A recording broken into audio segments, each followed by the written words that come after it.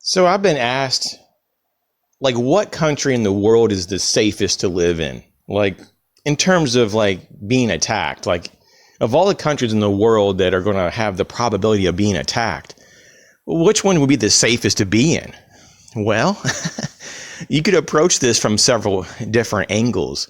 There are some countries that just have very little resources and they have very little to take, and there's very little reason to go there. Maybe it's just strategically it's not really worthwhile. There's some parts of the world that are so remote and they offer no benefit that they probably would never be attacked, or they would probably never be like desirable to take over, right? So you have, with that being said, there are probably parts of Africa, and I'm talking about maybe the desert area. There's probably obviously parts of Mongolia and Russia that are just, there's no one living there for a reason because it's just a wasteland. I would also imagine there's parts of Australia that are just almost not inhabitable just because of the desert once again. I mean, you got some parts of the world that are just, there's really nothing there that's that appealing. I mean, you can even go to parts of Alaska and Canada, and it's difficult to live there. It just is. Not just because the temperatures get so cold, but just because there's no infrastructure that a lot of humans want. So with that being said, what country would be like the safest place? Because on the other side of it, you have some countries that have a lot of resources, lots of infrastructure, and some countries may want that. So that could be a target. And when it comes to the United States of America, we have a lot of stuff here, and so in some ways it would be kind of like a prime target to be attacked. But then on the other side of it is that we have such a level of capability to defend ourselves. I just don't think it would work out with any nation to attack us, even if some of the largest nations in the world got together and buddied up and attacked us from different directions. I don't think it would go very well, and let me tell you why. First off, we have a lot of armed citizens. And you may say, well, they could just come in here and just nuke the whole country out, right? Just kind of carve out large swaths of area from just heavy missile damage. It's possible, but then they would destroy a lot of the infrastructure, right? They wouldn't want to do that. And then also they would have high radiation levels, which they wouldn't want that either. So that probably isn't going to be something that would happen. And so the whole idea of a ground force invading from the West Coast and the East Coast at the same time, and there's all kind of stories of this possibly happening, what would happen if that did happen? Well, once again, we have military in the country and we have lots of armed citizens. And what people don't realize that every state has a militia, and they have some capability. They may not be like a real large force, but you probably have at least a few thousand people that are fairly well trained and equipped to help back up law enforcement and military if it really got that bad. And of course, we have the National Guard as well. So, I mean, if you think about the National Guard, the Army, the Air Force, the Navy, the Coast Guard, and then you got all these different law enforcement agencies. I mean, you got the CIA and the FBI, the DEA, you got local police, state police, municipal police, you got all kinds of police, right? And I mean, we're talking about there's a lot of people that are armed and they have some training to defend themselves.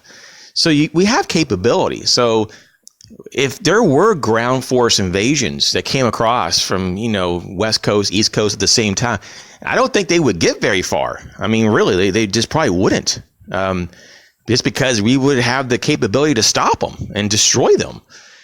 So this is the thing, too. A lot of people don't understand that we have Minuteman silos. They're mostly like up in the north central plains area. But we do have them everywhere. And some of them are classified. They're not just made public, The ones that are made public are, in my opinion, made public, not just to kind of tell the public, oh, we have this, but as a deterrent to our enemies. But we definitely have nuclear silos that are classified in secret locations, just like we have underground networks. That's been shown over and over. A lot of this is very highly classified, so we don't really know the extent of the underground network of bunkers that go throughout the United States. but it's there. And, what's so interesting is that people also forget that we have military bases in a lot of countries around the world, that we're global, as well as that we have the Navy, which is global as well. I mean, we're all over the place.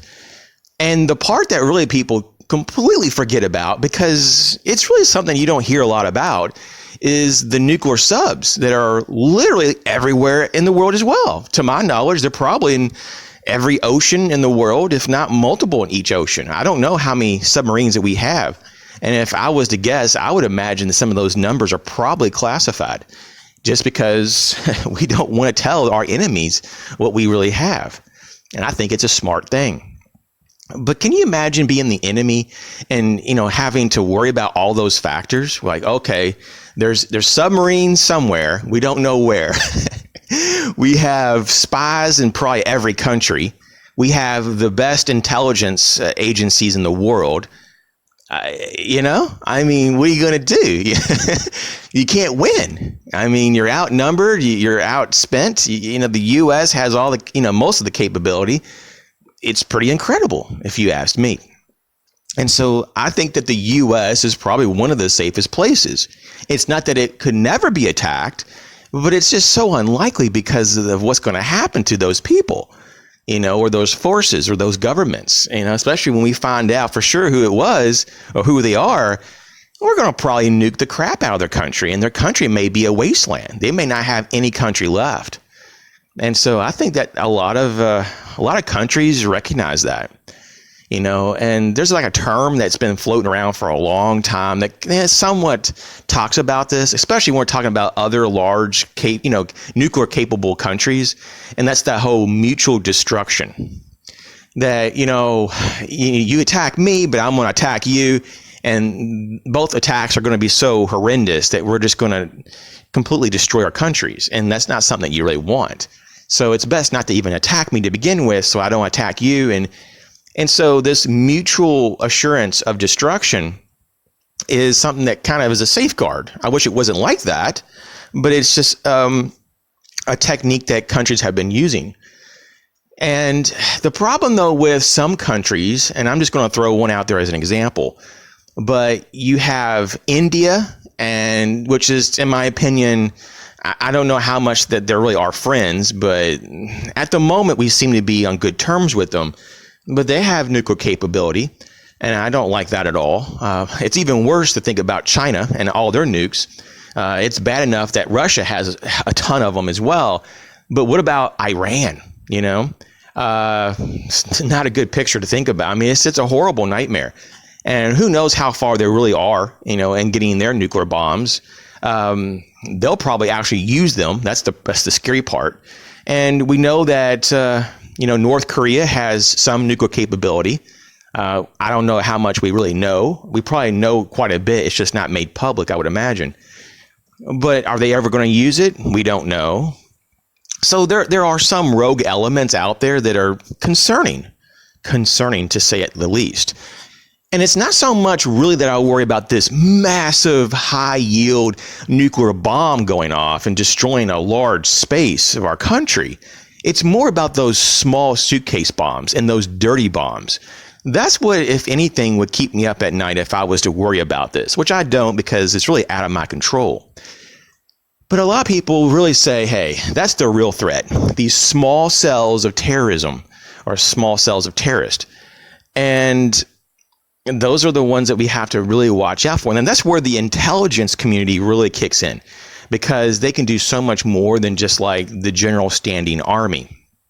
And so I think it's really interesting to kind of think about this, because the takeaway for an individual that is trying to be more prepared for personal safety and security is that a layered approach is the approach that is probably best. Because the more things that you can overlap, the more things that you know for sure have a higher probability of being covered. And when I mean being covered, I'm talking about being safe. So it may not be enough just to put a fence around your house and put a dog behind that fence that barks. But you actually may want to upgrade your front door and your windows to make them stronger and more resistant against an attack. You may want to put cameras on your home so you can monitor what's going on, or motion sensors so you won't be surprised when someone's knocking on your door. You also might want to have something in your home to protect you. And this is common sense for most, but I know people who literally are not prepared for a home invasion of any type. And so I'm not saying go out and buy a rifle or a shotgun right now, but I'm saying have something, even if you just start out with a baseball bat, right? Or a golf club. Have something, and have like a good flashlight too, so you can identify threats, especially in low light conditions. And have a place in the home that you can secure yourself, maybe like a safe room, a room that actually has a more fortified door that you can lock and be more resistant against an attack while you wait for help, or while you regroup and make a plan on how you're going to deal with this situation. So hope this video helps. It's just kind of like something to think about. A lot of people, they talk about home security, but they don't really do much about it. And so it's something you have to be proactive with. You have to make steps to get progress with this. This doesn't just happen on its own. So you guys take care. Catch you later.